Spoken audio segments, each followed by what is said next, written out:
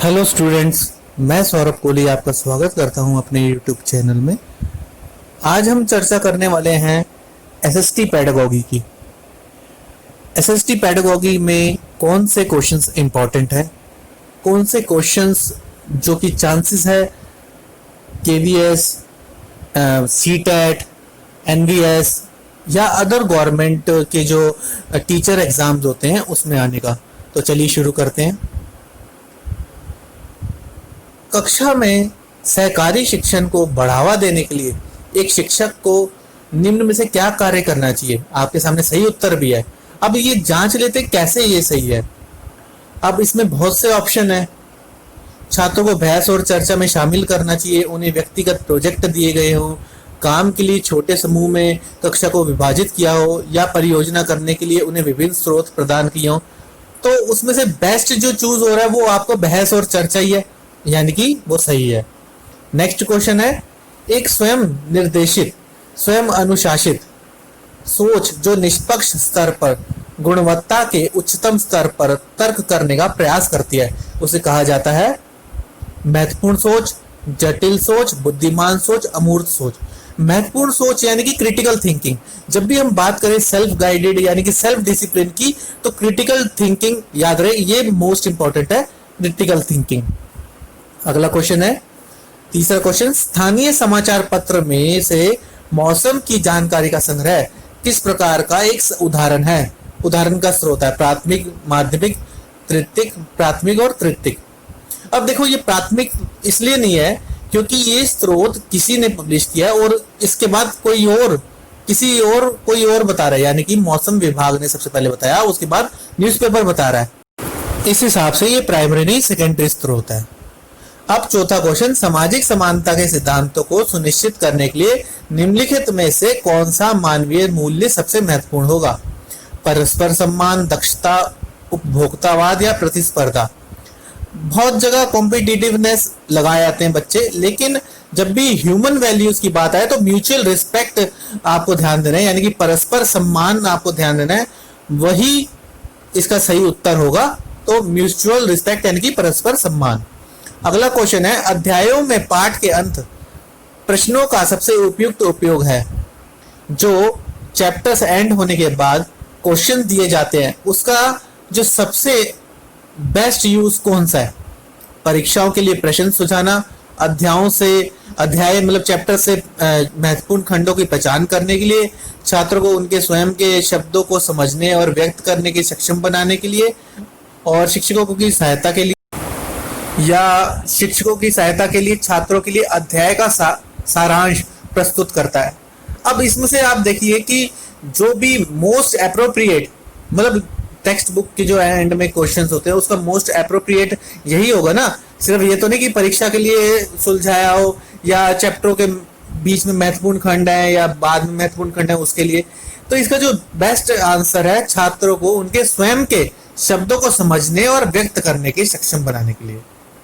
अगला है क्वेश्चन, सतत यानी कि पोषक विकास व्यापक मूल्यांकन के अनुसार मूल्यांकन के संबंध में निम्नलिखित में से कौन सी उद्देश्य सबसे उपयुक्त है।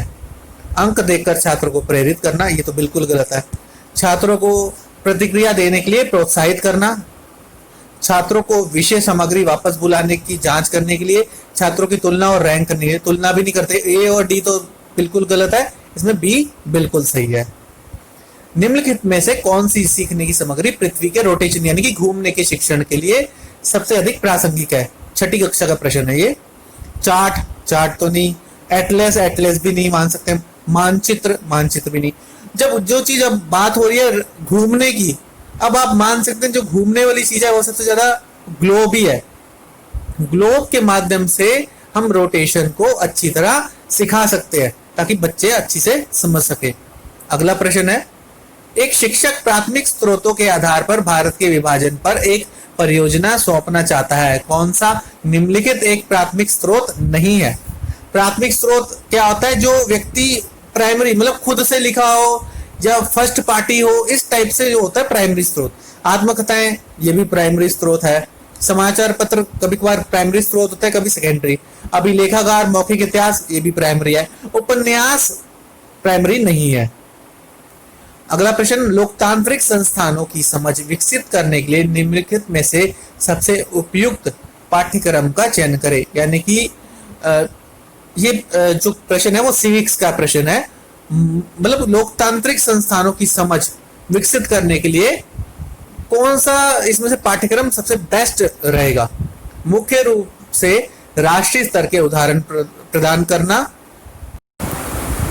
वास्तविकताओं को या वास्तविकताओं का सामना करने के लिए छात्रों का परिचय देना, या आदर्श स्थितियों का वर्णन करना। अब देखो, मुख्य रूप से राष्ट्रीय स्तर के उदाहरण प्रस्तुत करना ये तो नहीं हो सकता, आदर्श स्थितियों का वर्णन करा ये भी नहीं। उत्तर क्या हो सकता है, आदर्श स्थिति के साथ वास्तविकता, मतलब रियलिटी के साथ आदर्श, मतलब जो बेस्ट चीज है उसका उदाहरण प्रस्तुत करने से लोकतांत्रिक संस्थानों की समझ विकसित होती है। इसलिए जब भी लोकतांत्रिक संस्थानों का प्रश्न है तो वो आंसर बताना। अब लास्ट प्रश्न है, एक शिक्षक छात्रों को कुछ मानदंड प्रदान करता है और उन्हें उन आधारों पर अपनी परियोजनाओं का आकलन करने के लिए कहता है। निम्नलिखित में से कौन सा मूल्यांकन उपाय शिक्षक द्वारा अपनाया गया है।